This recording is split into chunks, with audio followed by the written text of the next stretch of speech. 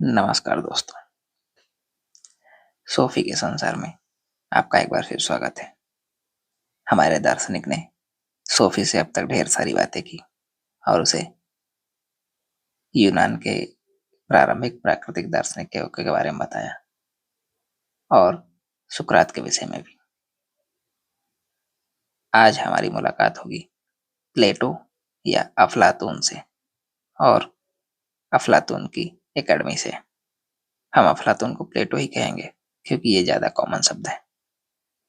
आइए इस यात्रा को शुरू करते हैं। सोफी के नाम, दार्शनिक का नया पत्र, प्लेटो की एकेडमी। चूंकि मैंने अफलातून से तुम्हारा परिचय करा दिया है, अब हम बिना किसी दिखावे के अपना काम शुरू कर सकते हैं। जब सुकरात ने विषपान किया था, तब उस समय अफलातून या प्लेटो की आयु 29 वर्ष की थी। वह कुछ समय से सुकरात का शिष्य रहा था और उसके मुकदमे को बड़े ध्यान से देख और सुन रहा था। एथेंस अपने महानतम नागरिक को मृत्यु दंड कैसे दे सकता है? इस तथ्य ने उस पर गहरा प्रभाव छोड़ने से ही कुछ अधिक असर किया था। इससे सारे दार्शनिक प्रयासों की दिशा निर्धारित होने जा रही थी। प्लेटो के लिए सुकरात की मृत्यु उस विरोध का जीता जागता उदाहरण था जो एक समाज में इसके यथार्थ रूप में और इसके सच्चे तथा आदर्श रूप में पाया जाता है। दार्शनिक के रूप में प्लेटो का सबसे पहला कार्य सुकरात की अपॉलॉजी या क्षमा याचना का प्रकाशन था। उन दलीलों का लेखा जोखा जो उसने बड़ी ज्यूरी के सामने रखी थी। निश्चय ही तुम याद करोगी कि सुकरात ने कोई भी पुस्तक अपने आप नहीं लिखी। हालांकि सुकरात के कई पूर्ववर्ती दार्शनिकों ने अपने विचार लिखे हैं। समस्या यह है कि उनकी लिखी सामग्री में से शायद ही कोई चीज बची हो और आज उपलब्ध हो। किंतु जहां तक प्लेटो का सवाल है, हमारा विश्वास है कि उसकी सारी मुख्य रचनाएं सुरक्षित हैं। सुकरात की एपोलॉजी के अतिरिक्त प्लेटो ने एपिसिल्स, पत्र का एक संग्रह और लगभग 25 दार्शनिक डायलॉग्स लिखे हैं। ये रचनाएं आज हमें उपलब्ध हैं। इनके पीछे स्वयं प्लेटो ने प्रयास किए हैं। उसने एथेंस के निकट ही एक निकुंज में दर्शन शास्त्र के अपने स्कूल की स्थापना की और इसका नाम जाने माने यूनानी नायक एकेडेमस के नाम पर रखा। अतः यह स्कूल एकेडमी के नाम से जाना जाता है। तब से अब तक सारी दुनिया में कई हजार एकेडमियां स्थापित की गई हैं। हम एकेडमिक्स और एकेडमिक सब्जेक्ट्स पर चर्चा करेंगे। प्लेटो की एकेडमी में जो विषय पढ़ाए जाते थे वे थे दर्शन शास्त्र, गणित और जिम्नास्टिक यानी कि खेलकूद। हालांकि पढ़ाया जाना शायद ही उपयुक्त शब्द हो। चहकती महकती जोश भरी चर्चा प्लेटो की एकेडमी में सबसे महत्वपूर्ण समझी जाती थी। अतः इसके पीछे शुद्ध या मात्र आकस्मिकता नहीं है कि अफलातून के लेखों ने डायलॉग्स का रूप लिया हो। शाश्वत सत्य, शाश्वत सुंदरता, शाश्वत कल्याण। इस कोर्स के प्रारंभ में मैंने बतलाया था कि दार्शनिक प्रोजेक्ट के विषय में पूछना, जानकारी लेना अच्छी बात है। इसलिए अब मैं पूछता हूँ, वे कौन सी समस्याएं थी जिनसे प्लेटो का सरोकार था? संक्षेप में हम स्थापित कर सकते हैं कि प्लेटो का सरोकार उस रिश्ते से था जो चिरंतन और अपरिवर्तनीय और प्रवाहमान के बीच है। हम देख चुके हैं कि किस प्रकार सोफिस्टों और सुकरात ने प्राकृतिक दार्शनिकों की ओर से ध्यान को हटाकर इसे मनुष्य और समाज से संबंधित समस्याओं पर लगा दिया। किंतु फिर भी एक अर्थ में स्वयं सुकरात और सोफिस्ट भी चिरंतर और अपरिवर्तनीय के बीच संबंध में ही उलझे रहे। उनकी रुचि समस्या के इस रूप में थी जिसमें यह मनुष्यों की नैतिकता और समाज के आदर्शों अथवा सद्गुणों से जुड़ी हुई है। बहुत संक्षेप में कहें तो सोफिस्ट के विचारों के अनुसार विभिन्न शहर राज्यों और विभिन्न पीढ़ियों के बीच इस बात को लेकर अंतर था कि सही क्या है और गलत क्या। अतः सही और गलत कुछ ऐसी चीजें थी जो बहती और प्रवाहमान रहती हैं, यानी कि जो बदलती रहती हैं। यह सुकरात को पूर्णतः अस्वीकार्य था। उसका मानना था कि सही और गलत का निर्धारण करने के लिए शाश्वत और संपूर्ण नियम है। अपनी कॉमन सेंस अथवा साधारण बुद्धि का प्रयोग करके हम सभी अपरिवर्तनशील मापदंडों तक पहुंच सकते हैं, क्योंकि मानवीय तर्क वास्तव में शाश्वत और अपरिवर्तनशील है। उसके बाद प्लेटो आता है। उसका सरोकार दोनों से है, यानी प्रकृति में क्या चिरंतन और अपरिवर्तनशील है तथा नैतिकता और समाज से संबंधित चिरंतन और अपरिवर्तनशील क्या है। प्लेटो के लिए दोनों समस्याएं दो होकर एक है और समान है। वह उस यथार्थ को पकड़ने का प्रयास कर रहा था जो चिरंतन और अपरिवर्तनीय था। और यदि बेबाक और ईमानदारी ढंग से कहें तो वास्तव में यही वह समझ है जिसके लिए हमें दार्शनिकों की जरूरत है। हमें उनकी जरूरत सौंदर्य की एक रानी चुनने अथवा टमाटरों का मोल भाव करने के लिए नहीं है। जो अत्यधिक और समसामयिक मुद्दे होते हैं उनकी ओर आंख मूंद कर दार्शनिक लोगों का ध्यान उन चीजों की ओर आकृष्ट करते हैं जो शाश्वत सत्य, शाश्वत सुंदरता और शाश्वत कल्याण के मामले में है।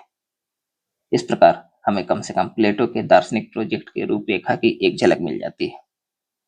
किंतु एक समय में हमें एक ही चीज लेनी चाहिए। हम एक असाधारण मस्तिष्क को समझने का प्रयास कर रहे हैं, एक मस्तिष्क जो बाद में सारे यूरोपीय दर्शन पर गंभीर प्रभाव डालेगा। एम्पीडोक्लीज और डिमोक्रिटस दोनों ने ही इस तथ्य की ओर ध्यान आकृष्ट किया था कि भले ही प्रकृति में हर चीज परिवर्तनशील है, फिर भी कोई ऐसी सत्ता होनी चाहिए जो कभी नहीं बदलती। अफलातून इस प्रस्तावना से सहमत था, किंतु एक भिन्न ढंग से। अफलातून या प्लेटो का मानना था कि प्रकृति में हर साकार वस्तु प्रवाहमान है, अतः ऐसे सार तत्व नहीं है जो घुलते अथवा तिरोहित नहीं होते। निश्चय ही भौतिक जगत से संबंध रखने वाली हर चीज ऐसे पदार्थों की बनी है जिसको समय क्षरित कर देता है, किंतु हर एक चीज एक ऐसे समयातीत सांचे अथवा रूप आकार के अनुसार बनती है जो शाश्वत और अपरिवर्तनीय है। अर्थात प्लेटो कहना चाहते हैं कि दुनिया में मौजूद हर चीज एक शाश्वत मॉडल की कॉपी है। कॉपी बदलती रहती है, परंतु मॉडल जो कि इस दुनिया से बाहर कहीं रखा है शाश्वत और अपरिवर्तनशील है। प्लेटो समझा रहे हैं, घोड़े एक जैसे ही क्यों हैं सोफी? शायद तुम यह नहीं सोचती कि वे वास्तव में एक से हैं, किंतु कोई एक चीज ऐसी है जो सब घोड़ों में समान है, जो हमें उन्हें घोड़े के रूप में पहचानने के योग्य बनाती है। एक खास घोड़ा परिवर्तनशील है, स्वाभाविक रूप से। यह बूढ़ा या लंगड़ा हो सकता है और समय आने पर मर जाएगा, किंतु घोड़े का रूप आकार शाश्वत एवं अपरिवर्तनशील है। लंगड़ा घोड़ा भी घोड़ा ही होगा। अतः अफलातून के लिए जो शाश्वत और अपरिवर्तनशील था वह उस प्रकार भौतिक मूल सार तत्व नहीं था जैसे यह एम्पीडोक्लीज या डिमोक्रिटस के लिए था। प्लेटो की धारणा शाश्वत और अपरिवर्तनशील नमूनों की थी जो अपने स्वरूप में आत्मिक एवं सूक्ष्म थे और सारी चीजें उनके अनुसार बनी थीं। सुकरात के पूर्वज दार्शनिकों ने बिना यह पूर्व कल्पना किए कि कोई चीज वास्तव में बदलती है, प्राकृतिक परिवर्तन का अच्छा खासा स्पष्टीकरण दिया था। उनका विचार था कि प्राकृतिक चक्र के बीच में कुछ शाश्वत और अपरिवर्तनशील ऐसे सूक्ष्म तत्व थे जो तिरोहित नहीं होते थे। यहाँ तक तो ठीक है सोफी, किंतु उनके पास इसका कोई औचित्यपूर्ण स्पष्टीकरण या व्याख्या नहीं था कि सबसे सूक्ष्म तत्व जो एक समय घोड़ा बनाने में निर्माता ब्लॉक्स थे, किस प्रकार अपने ही एक स्वाभाविक गति से चलते हुए 400 या 500 वर्ष बाद एक नया घोड़ा बनाने में सक्षम थे, या एक हाथी अथवा एक मगरमच्छ।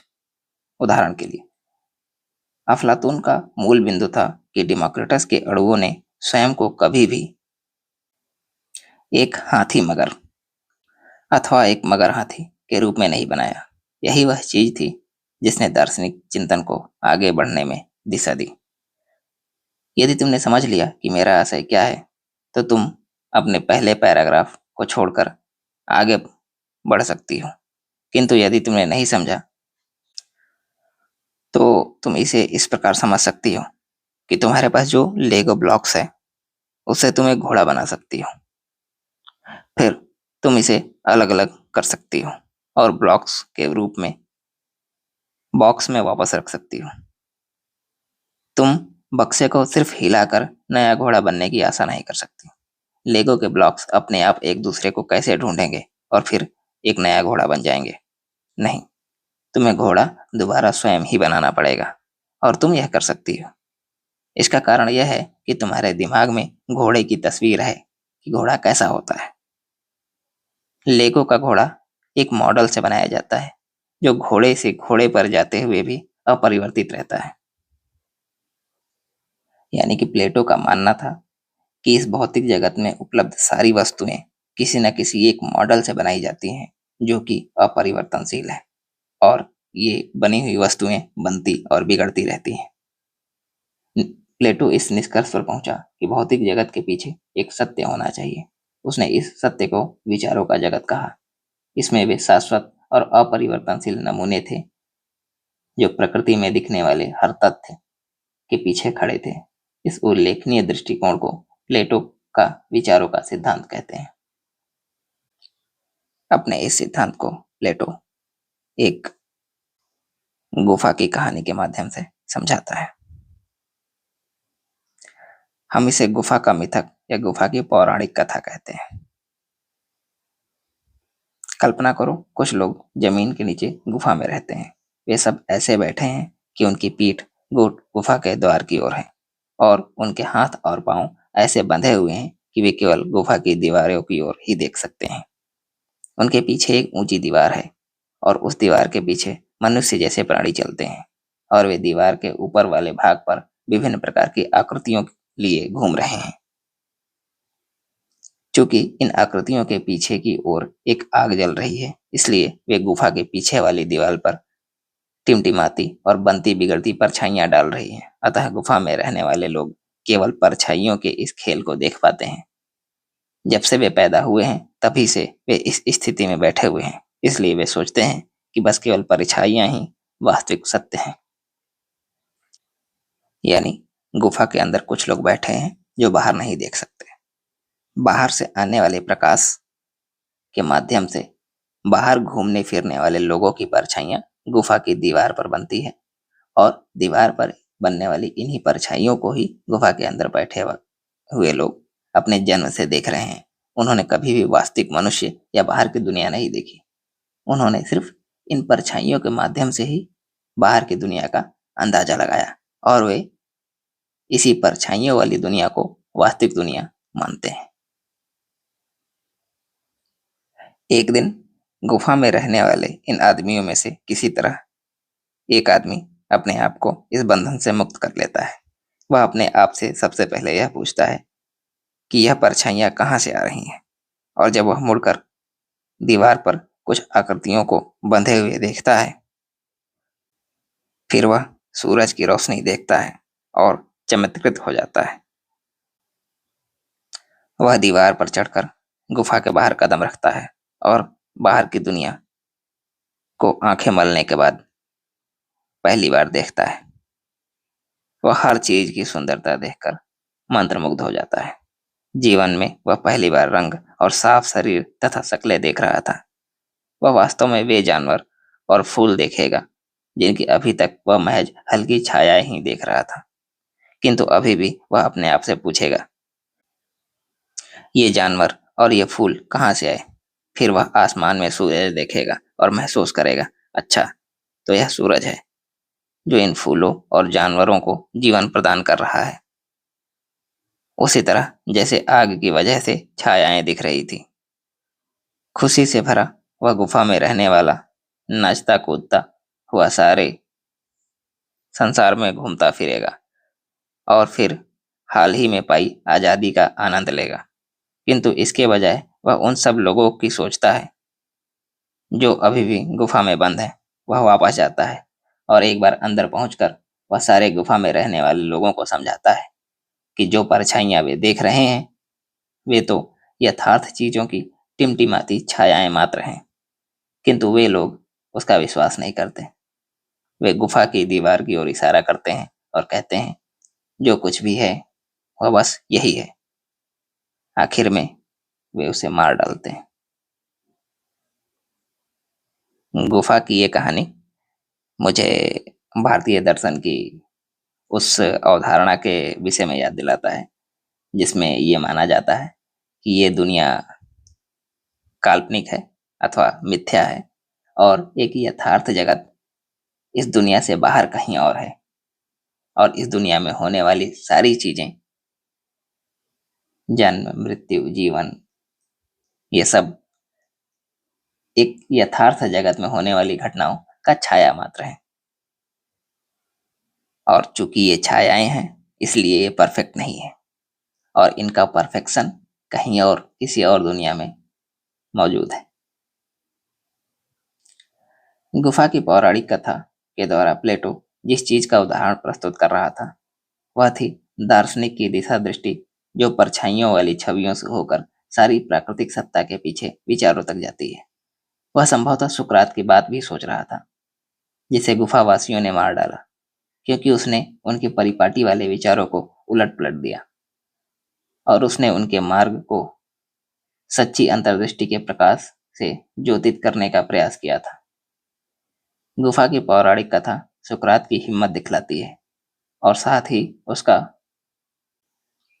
समाज के प्रति उत्तरदायित्व भी। प्लेटो का मुख्य बिंदु यह दर्शाना था कि गुफा के अंधेरे और परछाइयों का गुफा के उस पार की दुनिया के साथ एक रिश्ता है, जो प्राकृतिक दुनिया के रूपाकारों और विचार जगत के रिश्तों के समकक्ष है। वह यह तो नहीं कहना चाहता था कि प्राकृतिक जगत अंधेरा और नीरस है, अपितु यह कि विचारों की स्पष्टता की तुलना में यह अंधेरे और नीरसता से भरा हुआ है।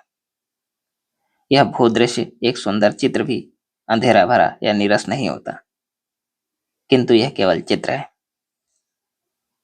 मतलब प्लेटो कहना चाहता है कि प्रकृति में, अपने आसपास, बाहर की दुनिया में हम जो सुंदरता देखते हैं, वास्तव में वो सुंदर तो है, लेकिन किसी एक असीम सौंदर्य का छाया मात्र है। हमने असली सौंदर्य आज तक देखा ही नहीं। प्लेटो का दार्शनिक राज्य। गुफा की पौराणिक कथा प्लेटो ने रिपब्लिक नामक डायलॉग में लिखी है। इसी डायलॉग में प्लेटो ने आदर्श राज्य का चित्र भी प्रस्तुत किया है। यह राज्य काल्पनिक आदर्श राज्य था। संक्षेप में हम कह सकते हैं कि प्लेटो ने एक ऐसे राज्य की कल्पना की थी जिसका शासन दार्शनिक करे। वह इसका स्पष्टीकरण मानव शरीर की संरचना के आधार पर करता है। प्लेटो के अनुसार मानव शरीर 3 भागों से बना है: सिर, सीना और पेट। शरीर के इन 3 भागों के लिए इनके समकक्ष आत्मा की क्षमता, योग्यता है। तर्क का संबंध सिर से है, इच्छा का संबंध सीने से और भूख पेट से जुड़ी हुई है। आत्मा की इन 3 योग्यताओं का एक एक आदर्श या सद्गुण भी है। तर्क की कामना बुद्धिमत्ता प्राप्त करने की है, इच्छा हिम्मत होना चाहती है और भूख पर अंकुश लगाना चाहिए ताकि आत्मनियंत्रण बरता जा सके। जब शरीर के तीनों भाग मिलकर काम करते हैं, तभी हमें समन्वयपूर्ण अथवा सद्गुणी व्यक्ति मिलता है।